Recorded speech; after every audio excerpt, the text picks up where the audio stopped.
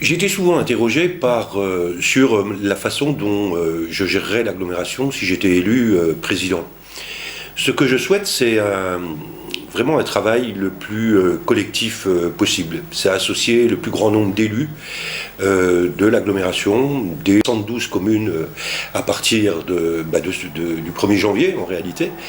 Et donc je souhaite avoir un bureau qui soit très très large, avec de très nombreux conseillers délégués pour avoir la meilleure représentation possible de l'ensemble du territoire et que l'ensemble des communes puissent être représentées, exister dans le débat.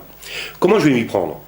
La première des choses, c'est, je ne sais pas si vous le savez, mais la loi limite l'enveloppe indemnitaire qui est distribuée aux élus.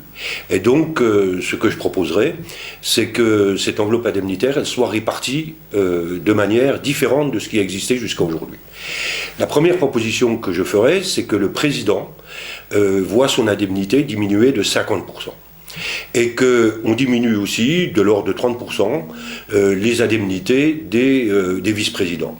Et ainsi, les économies qui seront réalisées permettront de répartir ces indemnités économisées sur un grand nombre de conseillers délégués, ce qui permettra vraiment une excellente représentation de l'ensemble du territoire et ce qui nous permettra d'avoir un travail collectif extrêmement riche.